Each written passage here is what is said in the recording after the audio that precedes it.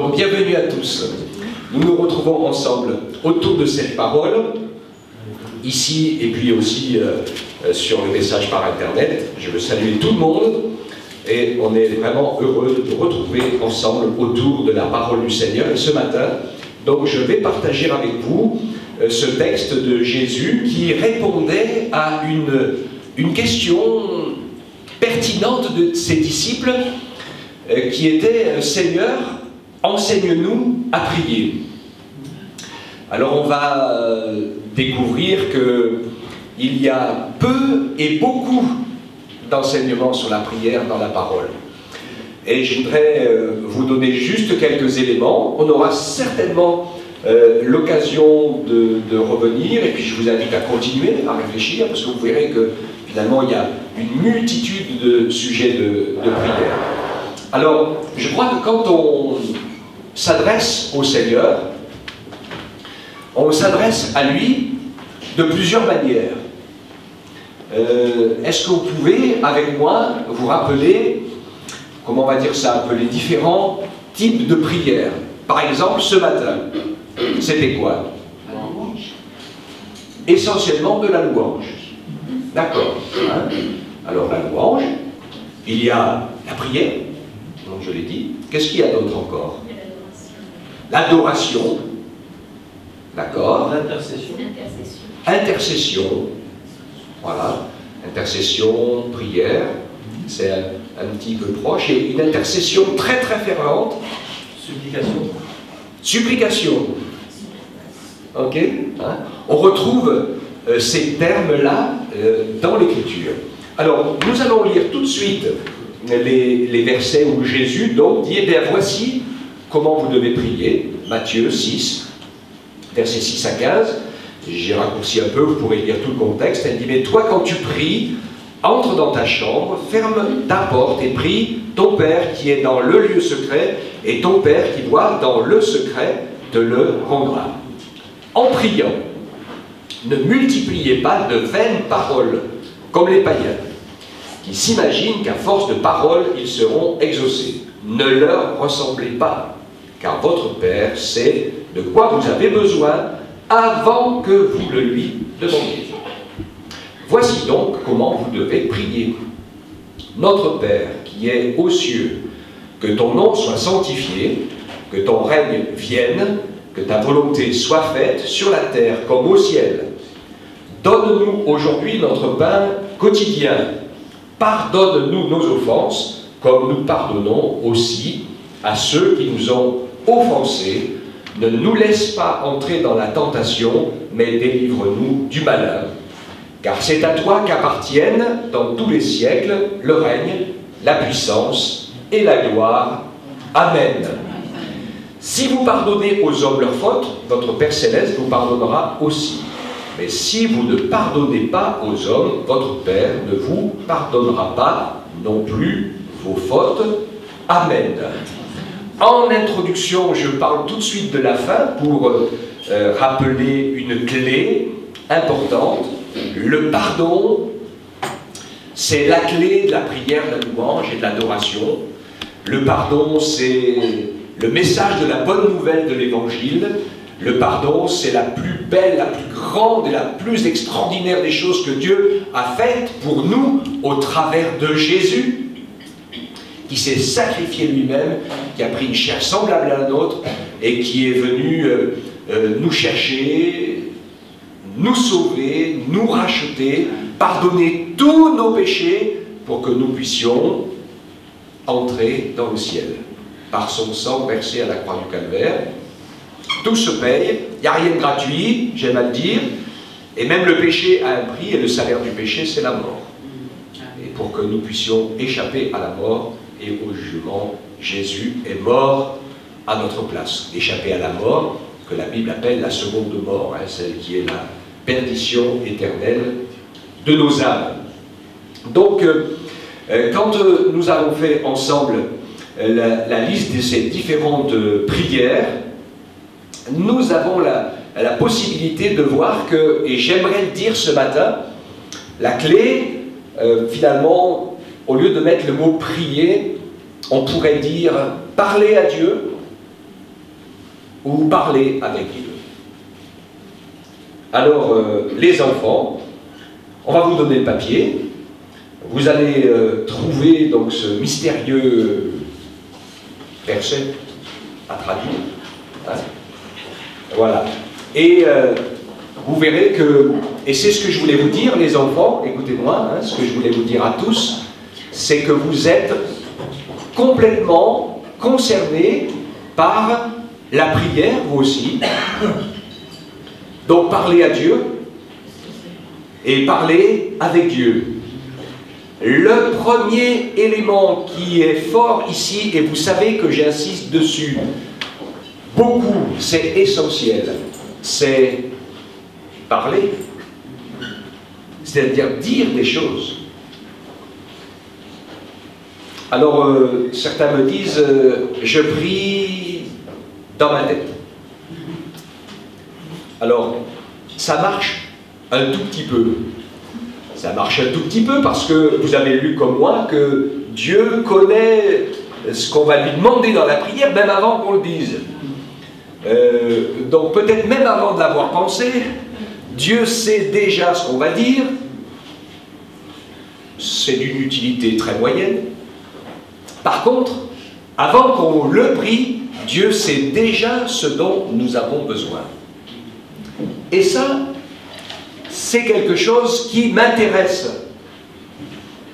Je ne sais pas, toi, mon frère, ma soeur, qu'est-ce qui m'intéresse?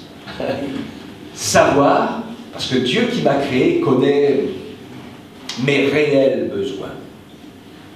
Et c'est super intéressant de discuter avec lui pour se mettre d'accord sur ce sujet-là. Parce que quand même, souvent, dans nos prières, nous sommes petits enfants et carreaux de chocolat. Vous m'entendez les enfants? Hein?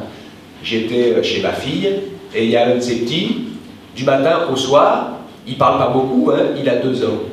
Mais il y a un mot qu'il connaît par cœur, c'est chocolat. Hein? Alors, je ne lui ai pas dit. Mais on pourrait faire ça aussi, c'est-à-dire que lui en donner toute la journée, du matin jusqu'au soir, pour qu'il soit malade de chez malade. Et après, il ne demandera plus de chocolat. Ça va lui passer dans le hein? Alors, une question va se poser. Une question va se poser. Quels sont nos réels besoins? Beaucoup de gens pensent que leurs réels besoins sont dans certains domaines. Mais c'est pas sûr. Parce qu'on a besoin d'apprendre quelque chose que je vous dis de temps en temps, c'est que le mot bonheur se conjugue avec le verbe être et pas avec le verbe avoir. Et il y a des gens qui sont très heureux, quoi qu'ils aient, et d'autres qui sont très malheureux, même s'ils ont beaucoup. Donc il y a toutes sortes de choses, et le bonheur est quelque chose qui ne se définit pas avec les liens du matérialisme. Hein, je pense que c'est vraiment important. D'ailleurs, on peut le savoir les uns les autres, les gens qui ont beaucoup, souvent sont très malheureux et très solitaires. Moi, je pense que ça devrait être affreux de ne pas être capable de savoir si les gens qui vous entourent, parce qu'ils sont très nombreux, vous aiment ou est-ce qu'ils aiment votre compte en banque.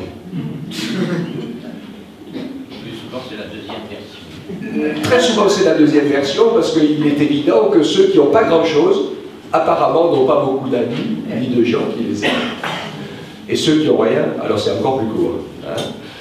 Donc, c'est pour ça que nous avons aussi, nous, ce défi, par la grâce de Dieu, de montrer l'amour de Dieu à ceux qui n'ont rien, en apprenant aussi, pourquoi pas, à les aimer vraiment. Dieu nous appelle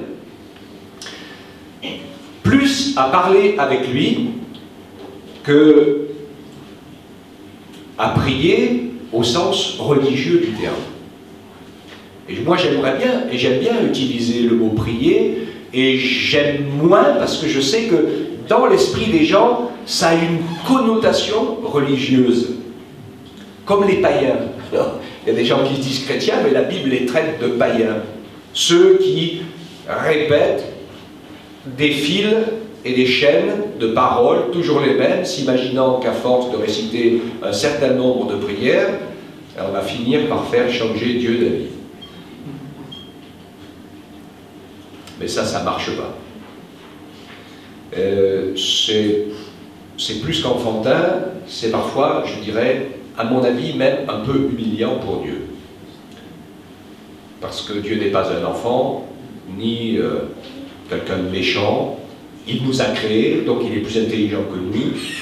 Et ce que Dieu voit, et ce qu'il lit, c'est dans nos cœurs.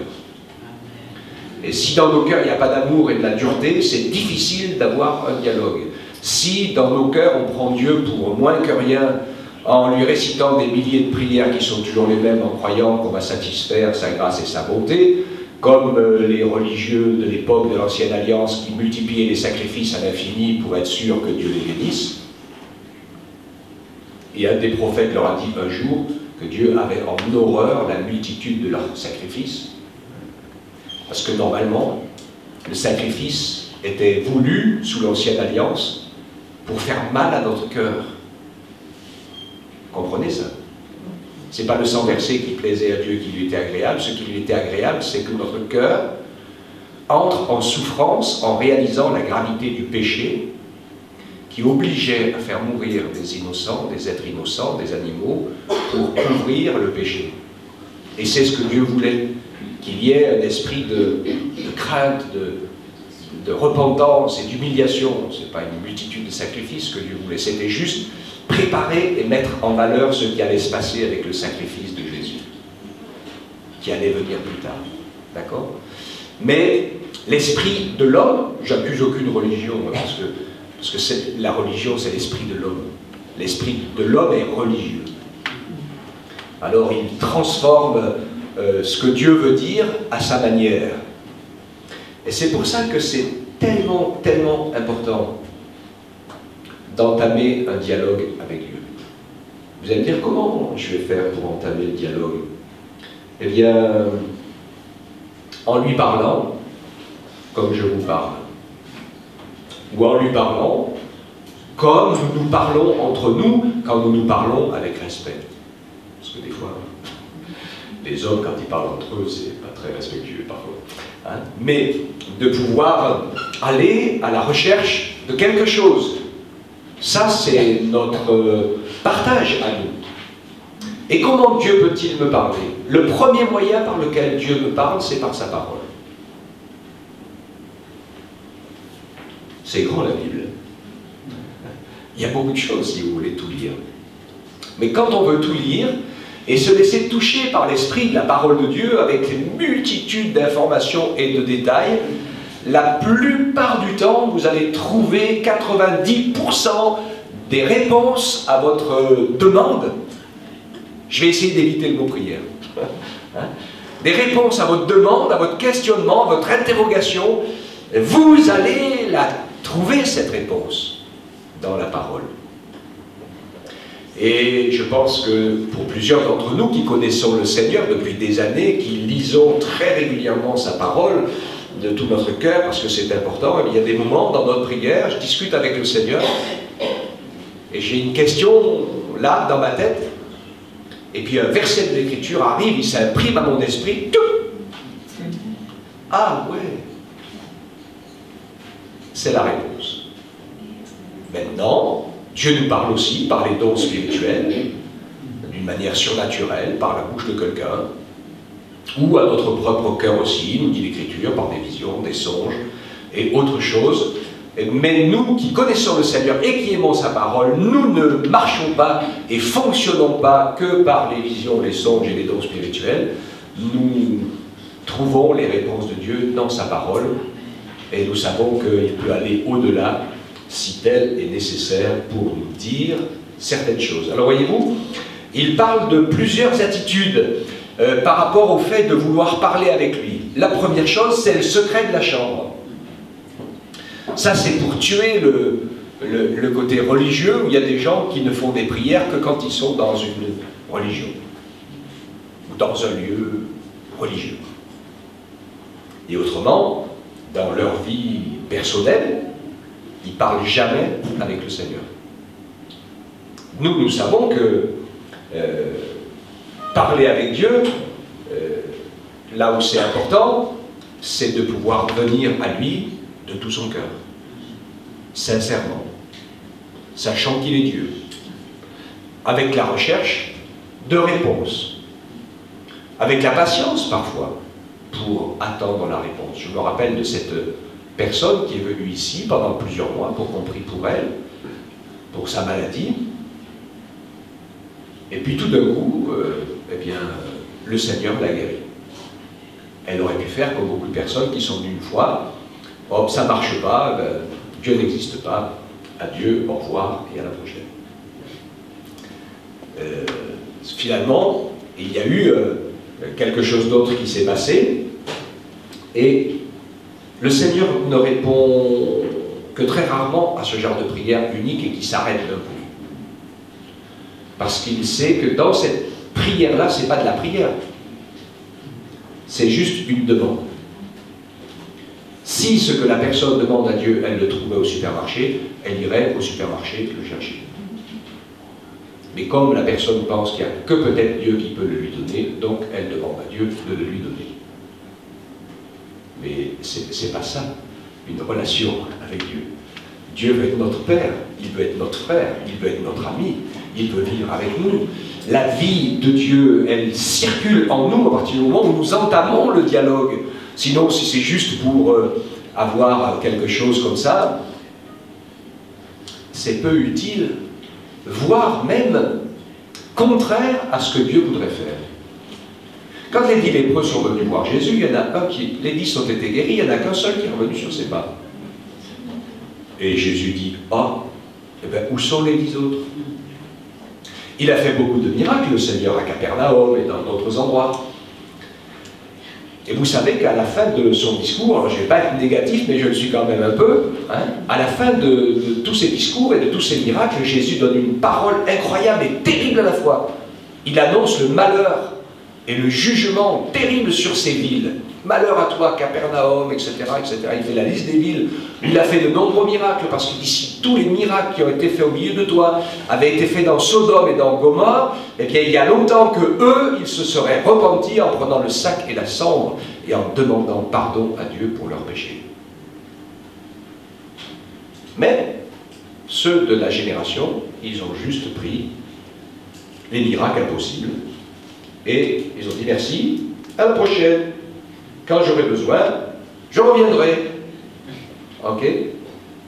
Ce que je veux dire ce matin, en parlant de la prière, de parler avec Dieu, c'est que Dieu veut un dialogue avec nous.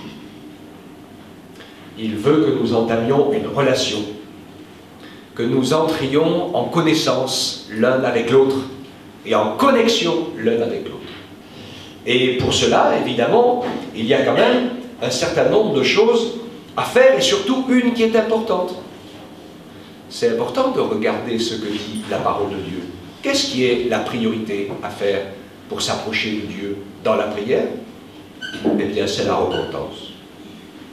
Partout où Jésus allait, avant d'annoncer quelques détails, enseignements, de faire quelques miracles ou autre chose, la plupart du temps, quand il arrivait et qu'il prenait la parole, il disait « Repentez-vous, car le royaume des cieux est proche. » Donc demandez à Dieu de pardonner vos péchés pour qu'il puisse écouter vos prières et vous exaucer. Alléluia. C'était évidemment la clé. Donc, l'appel de Dieu à parler avec lui, parler à haute voix, claire et intelligible, qui est le fait de pouvoir entamer ce dialogue, qu'on soit ensemble pour le louer comme on l'a fait ce matin, mais on l'a quand même fait individuellement de tout notre cœur. J'espère, je suppose que personne d'entre nous l'a fait simplement pour que les autres l'écoutent, sans se soucier de savoir si Dieu était là ou pas. Parce que c'est comme ça que ça se passe dans les religions. Les gens, en fait, ils se parlent à eux-mêmes. Que nous puissions, quand j'ai dit parler à haute et intelligible voix, c'est important aussi de faire attention aux mots que nous disons. Nous avons la manie, souvent, nous les chrétiens, de dire tout le temps « Seigneur, Seigneur ». Et vous savez que Jésus en parle, il dit, c'est pas tous ceux qui disent Seigneur, Seigneur qui entreront dans les royaume des cieux. Alors, c'est pas de ce léger défaut de patois de Canaan dont Jésus parle. Hein, quand il dit cela, c'est que des gens font des prières au nom du Seigneur Jésus, mais n'ont pas du tout une vie conforme à sa parole. Et donc ils engagent la parole de Dieu en priant, témoignant, et Jésus confirme et honore sa parole, mais il n'est pas du tout d'accord avec la personne qui est tout le temps en train de prier au nom du Seigneur et qui ne se repent pas, ne vit pas par la foi, ne marche pas dans une vie nouvelle qui est transformée par le Seigneur. Amen.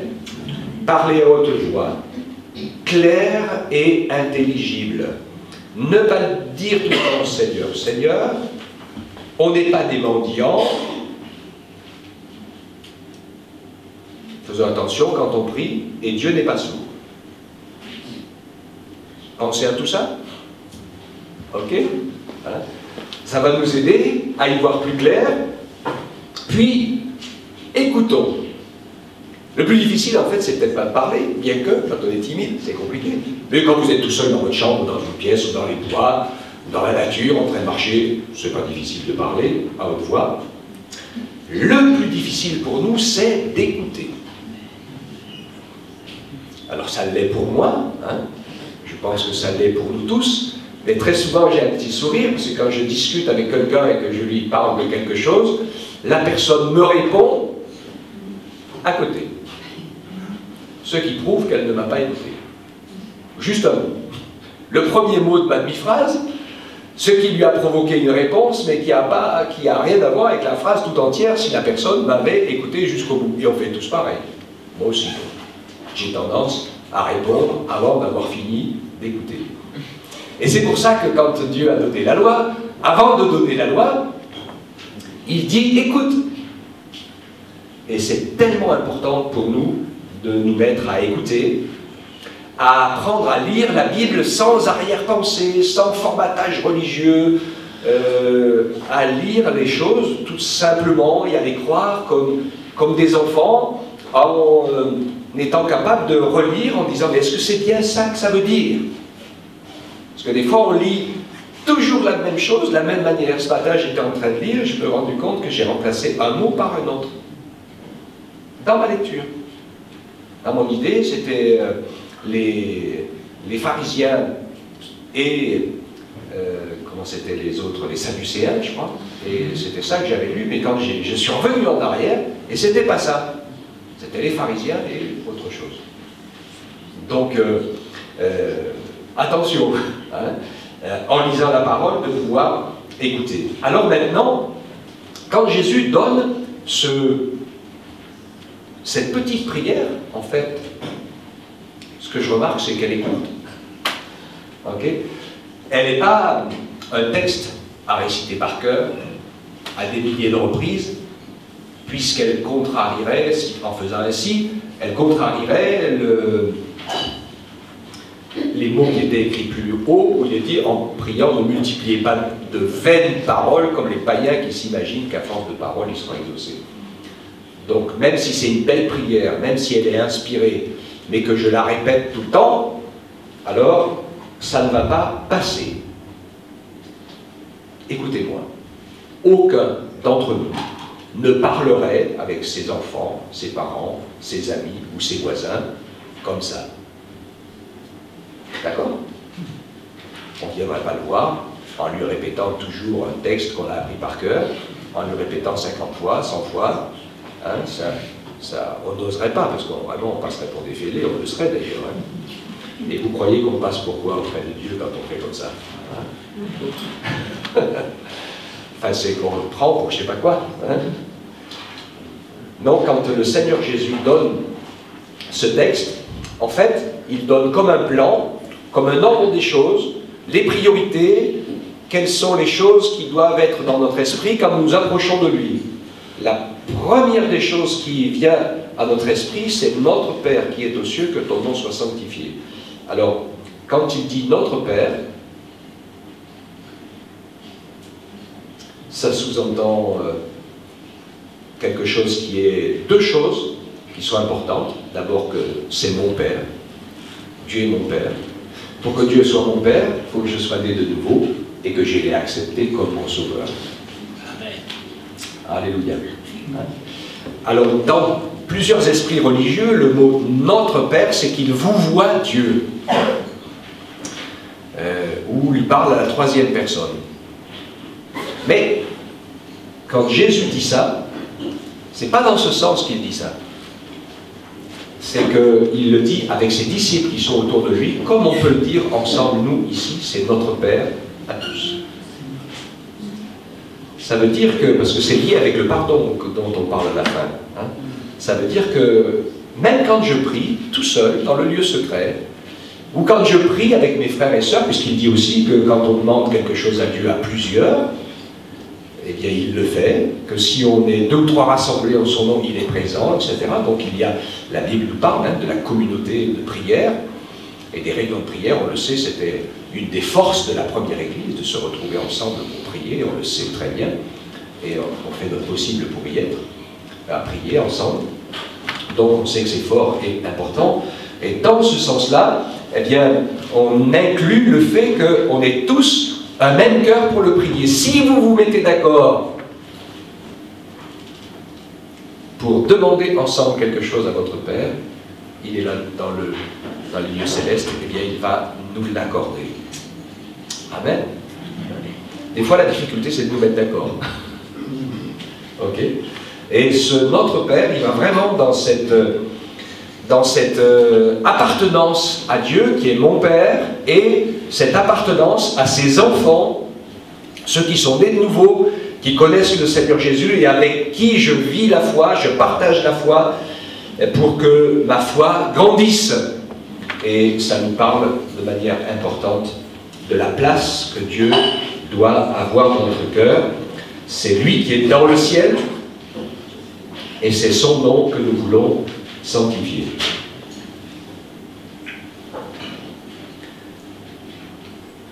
Donc, pensez à son honneur, à sa volonté, à son plan. C'est lui qui a créé tout l'univers. Nos vies sont dans sa main. Si votre cœur bat dans votre poitrine et que votre sang circule dans votre corps, c'est que, bien sûr, qu'il le veut. Hein, c'est son plan et sa volonté. Et quand l'heure de quelqu'un est terminée, et que la vie s'arrête, vous pouvez faire tout ce que vous voulez, il n'y a personne qui va réussir à la redémarrer. Nos vies sont dans ses mains, et c'est important de pouvoir ainsi le réaliser. Un autre élément qui est essentiel aussi dans notre prière, c'est que ton règne vienne, et que ta volonté soit faite sur la terre comme au ciel. Donc on découvre ici l'importance et l'autorité de Dieu, son règne. C'est pas Dieu qui est à mon service, c'est quand Dieu me donne la vie, j'entre dans son règne. Dans l'univers qu'il a créé pour moi. J'entre dans son plan. Et il m'a prévu, et il t'a prévu dans son plan. Vous voyez la différence entre le contenu et le contenant. Souvent, dans beaucoup de prières, on a l'impression que c'est nous le contenant et Dieu le contenu. Mais dans la réalité de la création divine, il est le contenant. Et nous sommes les contenus. Nous faisons partie de ce tout. Donc il a son règne, il a son plan, il a ses prophéties, il a tout son dessein qui est là, qui se prépare. Toutes les prophéties de l'Écriture se sont toutes accomplies en leur temps, et il y en a encore plein d'autres qui doivent s'accomplir de manière très précise et très particulière à la fin des temps, et comme les prophéties anciennes se sont accomplies, celles des temps de la fin s'accompliront de la même manière. Avec ou sans nous, d'accord ou pas d'accord, mais ce qui est dans le plan et le dessein éternel de Dieu s'accomplira. Son règne va venir, sa volonté viendra, elle sera faite.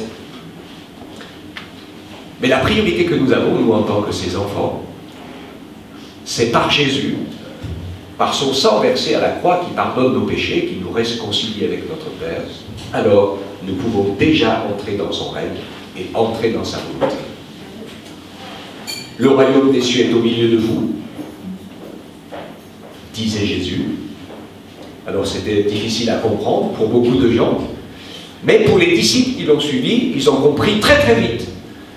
Après que Jésus soit ressuscité, qu'ils ont été touchés par l'Esprit de Dieu, ils ont compris l'accomplissement du plan du salut de Dieu pour nos âmes, de la résurrection, du jugement dernier, et ils sont vraiment entrés dans l'accomplissement de ce règne qui est d'annoncer la bonne nouvelle à toute la création.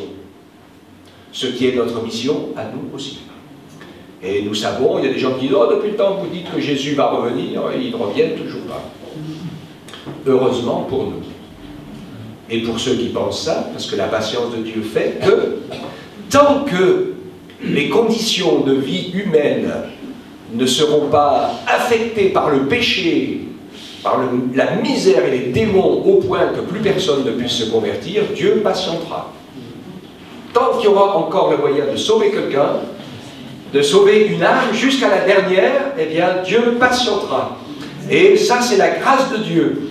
Mais nous savons que petit à petit, le temps dans lequel nous entrons ressemble de plus en plus à celui du déluge, dont Jésus faisait la comparaison, et il disait, quand vous verrez ces choses arriver, rappelez-vous de cette époque du déluge où toutes les pensées de tous les cœurs, de tous les hommes étaient tous les jours tournées vers le mal. Et là, il arrive un point de non-retour. Donc Dieu est patient, il veut encore sauver le plus grand nombre avant que son règne vienne, mais nous voulons déjà que le règne de Jésus vienne dans notre cœur, que ce soit sa parole, que ce soit ses ordonnances, que ce soit sa loi, son amour, sa personne, la communion avec lui, et de pouvoir ainsi devenir ou redevenir les instruments de l'accomplissement de sa volonté. Pour rappeler ce passage d'Éphésiens, où Dieu dit que Dieu a préparé d'avance des œuvres afin que nous les pratiquions. Et il n'y a pas de plus grand bonheur pour nous que de découvrir le plan de Dieu pour nos vies. Pourquoi il t'a mis sur la terre? C'est pas juste pour que tu manges, tu bois, que tu dors la nuit et que tu veilles le jour et que tu travailles. Il t'a mis sur la terre parce que tu as une place dans son règne, parce que tu es quelqu'un de particulier, de particulière, de différent, personne d'autre n'est comme toi. Il a mis des talents en toi, et chacun d'entre nous est complètement différent et peut vivre, faire et accomplir des choses que personne d'autre ne fera, ne vivra et n'accomplira. Et à chaque fois qu'un homme, une femme n'entre pas dans l'accomplissement de la volonté de Dieu, il y a un manque quelque part. C'est pour ça qu'il y a tant de vide sur cette terre, tant de souffrance, tant de misère, tant de détresse. Parce que les hommes essaient désespérément de remplir le vide, mais la seule chose qui peut remplir le vide, c'est que notre corps devienne le temple du Saint-Esprit, que nous fassions la paix avec le Seigneur, et que dans nos prières, nous ayons comme priorité de dire, Seigneur, montre-moi ta volonté, utilise-moi pour accomplir les œuvres que tu as préparées d'avance, pour que ta volonté soit faite dans ma vie, et que j'accomplisse cette volonté qui est la tienne pour moi sur cette terre, comme dans le ciel, tous les anges et tous ceux qui règnent avec toi accomplissent de manière parfaite ta volonté dans les moindres détails. Pour nous, c'est un peu plus dur. Mais on aspire à cela. Ok? Et donc, ça doit être le cœur, le centre de nos prières, notre motivation profonde. Et je terminerai avec ce verset de Matthieu, où il dit « Cherchez d'abord le royaume de Dieu et sa justice, et tout le reste vous sera donné par-dessus. » Et après seulement, nous avons cette deuxième partie, donne-nous aujourd'hui notre pain quotidien. Donc il est question ici de demander à Dieu de pourvoir à ce dont nous avons besoin. Certains, c'est peut-être du pain, d'autres ont besoin d'un toit, d'autres ont besoin d'une voiture, d'autres ont besoin d'un travail, d'autres ont besoin de changer de logement. Enfin, il y a plein de besoins qui sont là, et que nous pouvons faire connaître au Seigneur. Mais comme je l'ai dit, hein, là, on n'est pas des mendiants, c'est pas la priorité. Souvent, c'est tellement important, on s'aperçoit que quand on est en train d'entrer dans ce que Dieu a préparé, eh bien, le reste se débloque. Si Dieu te veut à un endroit, eh bien, il va t'ouvrir la porte. Hein. Même si c'est impossible. On a vu de ces trucs incroyables se passer à certains moments, à des choses qui apparemment ne pouvaient pas avoir lieu. Mais elles ont eu lieu parce que Dieu te voulait là. Il n'y a pas de souci. Donc c'est pour ça que c'est tellement plus important de pouvoir demander à Dieu de nous éclairer, de nous montrer son plan, sa volonté, qu'est-ce qu'il attend de nous, d'y entrer de tout notre cœur. Et le reste, il va parfois c'est impressionnant, facilement s'en accommoder. Après, donc, il nous parle de cette clé de pardonner nos offenses comme nous pardonnons à ceux qui nous ont offensés. Donc j'ai attaqué le message en parlant de ça, je ne vais pas y revenir, hein. Mais on sait que, et je voudrais dire quand même, si je vais y revenir sur un point important, c'est qu'il y a des choses difficiles que les êtres humains font contre les autres et qui sont humainement impardonnables. C'est-à-dire que ce n'est pas possible de pardonner avec notre nature humaine. Des petites choses, tu ne me dis pas bonjour, tu ne me rends pas la monnaie, voilà, on peut pardonner, hein, c'est pas trop compliqué. Mais il y a d'autres choses, ce n'est pas pardonnable humainement. Mais quand nous commençons à accepter, même si vous avez été abusé, même si vous avez vécu des choses graves, quand vous venez à Jésus,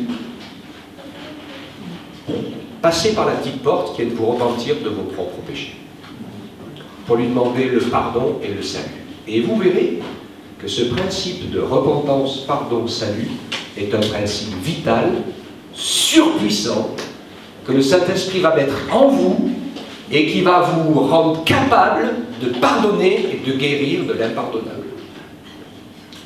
Parce que toi tu ne peux pas, mais Dieu le peut. Et quand tu es pardonné et guéri, même si on voit encore la cicatrice, on peut la toucher, la mort, la pincer, elle devait du mal, le problème est réglé. Et ça, c'est extraordinaire. Il n'y a que Dieu qui peut faire ça. Hein? Et quand il parle que Jésus guérit, il ne guérit pas que les maladies. Parfois, certaines souffrances sont plus dures à guérir que certaines maladies. Mais Jésus, par son esprit, peut et veut guérir. Alléluia. Et ça, c'est vraiment tellement important. Ce qui fait qu'en vivant cette clé du pardon par rapport à soi-même, par rapport à la conviction de péché, qui nous permet de voir la grandeur de l'amour de Dieu et le fait que Jésus a payé la nudité sur la croix, la moquerie, les fouets, les accusations à tort et la mort comme le pire des mécréants alors qu'il n'a rien fait, mais il est mort à notre place. Il n'y a pas plus injuste que la croix. Et Jésus l'a subi pour que nous puissions saisir son pardon. Amen. Et ensuite, une autre prière qui a son importance, bien sûr, ne nous laisse pas entrer dans la tentation, mais délivre-nous du malin. Et c'est vrai qu'on a besoin de son aide et de son secours pour ne pas se laisser entraîner parfois dans des choses qui nous feraient envie et qui sont mauvaises pour nous. Et je pense que, pour moi, personnellement, la meilleure des clés pour cela, eh bien, c'est de s'engager dans l'accomplissement du plan de Dieu pour sa vie. Parce que c'est vrai que si on est chrétien, oisif, qu'on ne fait rien pour lui, et qu'on attend juste que Dieu nous bénisse, eh bien peut-être il peut arriver toutes sortes de choses qui nous tenteraient. Mais si nous sommes en train de laisser le Saint-Esprit faire naître en nous, remplir en nous, travailler en nous pour faire tout ce que Jésus a préparé, il ne nous trouvera ni oisifs, ni sans œuvre pour l'accomplissement de sa volonté. Que ce soit peut-être pour l'appel dans l'intercession, je ne dis pas, moi, il n'y a pas de liste. Hein. Vous savez qu'il y a des gens qui font des grandes œuvres de charité pour se mériter le ciel, ils se trompent complètement, parce qu'ils ne seront pas sauvés par leurs grandes œuvres de charité, la Bible nous le dit. Hein. Donc c'est un combat perdu d'avance. Mais il y a aussi des gens qui font des œuvres de charité parce que le Saint-Esprit leur dit « je voudrais que tu fasses ce travail-là ».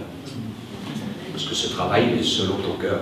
Et donc on ne le fait plus pour mériter quoi que ce soit, on le fait simplement parce qu'on peut bénir les autres dans le nom du Seigneur Jésus.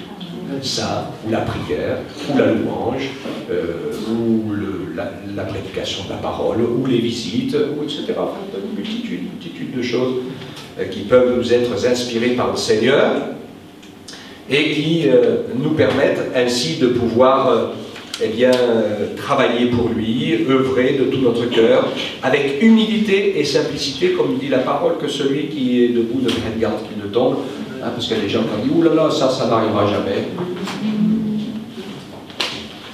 Ne présumons pas de nos forces, car si nous comptons sur nos forces à nous, alors on est bien en danger. Mais si on compte sur les forces de Jésus, alors on risque rien. Amen. Parce que lui, il a triomphé de tout. Amen. Amen. Et il termine la prière en disant, c'est à toi qu'appartiennent dans tous les siècles le règne, la puissance et la gloire. Amen. D'accord? Donc on revient à Dieu pour que tout lui revienne. C'est toujours lui qui règne et c'est lui qui reçoit la louange, le règne, la puissance, la gloire, l'adoration. Pas nous. L'adoration, elle est pour Dieu. Ni pour les anges, ni pour les êtres humains. Ok? Et Dieu nous encourage ainsi à pouvoir vraiment aussi prendre le temps de lui rendre gloire et de l'adorer. C'est quoi, adorer Dieu? Il n'y a que les chrétiens, les nouveaux qui le servent, qui savent faire ça.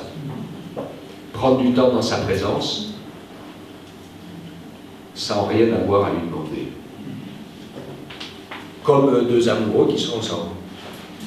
Rien que le fait d'être ensemble, on n'a même pas besoin de se parler parfois. Le courant passe. Il se passe quelque chose d'indéfinissable. Et quand on est dans l'adoration avec le Seigneur, c'est la même chose. Et c'est important de pouvoir vivre ces moments, c'est essentiel, parce que Dieu aime ces moments où nous sommes avec lui, pour lui, et lui pour nous, où il n'y a pas l'embrouillamini, ah, j'aurais besoin de, vous savez, je suis gentil avec toi, mais parce que finalement, derrière, j'ai besoin de quelque chose. Vous voyez, un petit peu de marchandage. Hein, c'est la tendance chez nous. Hein. On est un peu marchand de tapis. Mais l'adoration, c'est vraiment être bien dans la présence du Seigneur, être heureux de le connaître et de lui apporter son cœur et sa reconnaissance. Amen. Hein, c'est ce qu'il dit donc dans la prière, avec donc cette possibilité de nous permettre ensuite de vivre dans un réel pardon. Je vous ai fait allusion à quelque chose dans 2 Timothée chapitre 3 verset 1er. Au verset 4, Paul parle de la complication à vivre ces choses aujourd'hui, parce qu'il dit dans les derniers jours il y aura des temps difficiles. Donc nous sommes dans ces temps difficiles parce que les hommes seront égoïstes, amis de l'argent, fanfarons, hautains, blasphémateurs, rebelles à leurs parents, ingrats, irreligieux. Ça nous parle? Insensibles, déloyaux et calomniateurs. Le monde est fait, tout est construit pour que ce soit comme ça. Quand vous avez des enfants qui passent des heures et des heures, pendant des jours et des jours, à tuer des gens sur leur machine à jeu, comment voulez-vous qu'ils aient la moindre sensibilité? Intempérants, cruels, ennemis des gens de bien, traîtres, emportés, on s'emporte. On en retrouve plusieurs, hein. Regardez par haut. Ils se sont juste emportés. Et puis ils ont cassé quelque chose. Et, en fait, le révélateur de toutes ces choses-là, c'est ce dernier texte qui dit « aimant le plaisir plus que Dieu ». Quel est le choix de notre cœur? Parce que si on aime sa vie, réussir sa vie et les plaisirs de la vie plus que Dieu, alors on va se laisser entraîner dans le mal parce qu'on est des pécheurs et qu'on est déjà vaincu par le mal dans notre nature. Et il est plus fort que nous. Mais si nous aimons Dieu et que nous choisissons d'aimer Dieu, de croire en lui et de lui faire confiance, alors le Saint-Esprit va nous rendre plus que vainqueurs. Amen. La victoire de Jésus sur le péché, sur la mort, sur les tentations, va s'imprimer en nous, il va nous garder debout et il va nous faire marcher de victoire en victoire. La clé, c'est aimer Dieu plus que les plaisirs. Amen. Aimer Dieu plus que de réussir sa vie. Ça sert à quoi de réussir sa vie si tu perds ton âme, dit Jésus. Que donnerait un homme en échange de son âme? Moi qui suis pasteur, j'en ai vu des gens en fin de vie qui ont eu leur vie qu'ils ont voulu. Et quand ils arrivent au bout et que tout d'un coup la dimension de l'éternité vient frapper leur esprit, qu'ils prennent conscience de l'immensité de Dieu, de l'éternité, eh bien leur univers s'effondre. parce qu'ils s'aperçoivent tout d'un coup qu'ils ont passé toute leur vie à poursuivre des chimères, et que tout ce qui a été le plus important, le principal, l'objet de leurs recherches, de leurs investigations, de leurs efforts, de leur travail, va disparaître et n'a servi à rien. Mais que pour entrer de l'autre côté dans l'éternité, ils n'ont pas ce qu'il faut, parce que la seule chose qui peut nous y faire entrer, c'est l'amour de Dieu. Soyons attentifs à ces choses. Ne nous laissons pas entraîner par l'esprit de ce monde, qui parfois se retrouve un peu dans certaines exagérations de la vie chrétienne, où on parle que de son bonheur chrétien dans tous les sens. Je ne suis pas sûr que tout se passe toujours parfaitement bien, et que des moments c'est pas facile, il y a toutes sortes de luttes, il y a toutes sortes de combats qui sont là, et qu'il y a des moments où on pleure aussi. Ouais, ça vous arrive? Des moments où on souffre, et ça fait partie de la réalité de la vie qui nous oblige à nous tenir devant le Seigneur, parce que sinon on ferait comme si tout allait bien alors que ça n'irait pas forcément. Aimer Dieu plus que sa propre vie, en fait. Renoncer à soi-même, se charger chaque jour de sa croix et suivre Jésus. Il ne faut pas l'oublier cela, hein, qu'il y a aussi des moments où il faut faire les bons choix. Et Dieu nous y encourage. Ensuite, j'ai choisi un autre texte, mais je vous proposerai de le lire, de Job 33, versets 4 à 30. Il est très long, notez-le, lisez-le.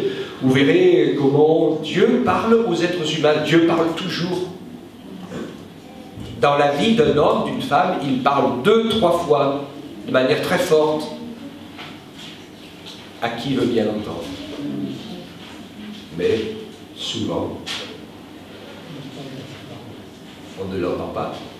Mais nous voulons l'entendre, nous mettre à son écoute.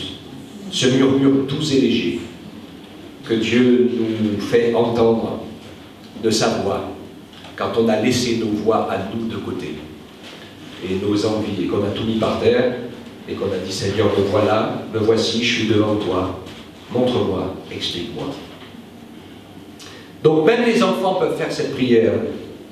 Vous avez trouvé? Vous n'avez pas trouvé? Toi, tu as trouvé? Non, mais en fait, c'est pas très bien. J'explique pas très bien. Alors, je vais vous donner la solution. Le code, c'est avocat. Avocat. Avocat. Donc, écrivez l'alphabet A, B, C, D, F, G jusqu'à Z. D'accord? Une fois que vous l'avez écrit, vous allez à la lettre K. Et quand vous êtes à la lettre K, vous écrivez A. Et à partir de là, sous chaque lettre, vous mettez A, B, C, D, E, F, G, etc. Ça va vous ramener jusqu'à le bout. D'accord? L'alphabet est décalé de 10 chiffres, de 10 lettres. C'est un alphabet suite. Avocat. Voilà. Et après, donc, vous remplacez les lettres.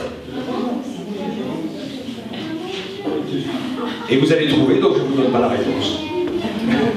On prie le Seigneur tous ensemble? Seigneur, merci pour ta parole, elle est vivante et toute puissante. Merci de nous aider, Seigneur, à avoir une vie de communion avec toi. Apprends-nous à parler avec toi, apprends-nous à t'écouter, apprends-nous à t'adorer, apprends-nous à avoir une relation vraie, sincère et honnête. Apprends-nous, Seigneur, à t'aimer plus que nos plaisirs ou nos vaines recherches parfois. Fais-nous la grâce, Seigneur, d'avoir cette vraie vie de communion avec toi, sincère et honnête, que ce soit dans nos prières, notre adoration, notre louange, nos intercessions, nos supplications, qu'à chaque fois que nous ouvrons la bouche, nous puissions le faire avec respect, avec amour, avec droiture de cœur, parce que nous savons que nos mots, bien sûr, qui sortent de notre bouche doivent correspondre aux pensées qui traversent notre esprit. Fais-nous la grâce ainsi de pouvoir développer une vraie relation, un vrai dialogue avec toi. Parce que si nous prenons ces décisions et que nous nous plongeons dans ta parole, nous allons être surpris et nous rendre compte, une fois encore, que tu parles tout le temps. Tu nous parles sans arrêt. Il nous suffit juste de nous mettre à ton écoute. Merci pour ces moments précieux. Merci pour tes bienfaits. Merci de bénir chacun des auditeurs et de nous permettre ainsi de vivre une relation avec toi qui soit une vraie relation de prière. Que ton beau nom soit glorifié, Père éternel. Merci Jésus, notre bien-aimé Sauveur. Amen.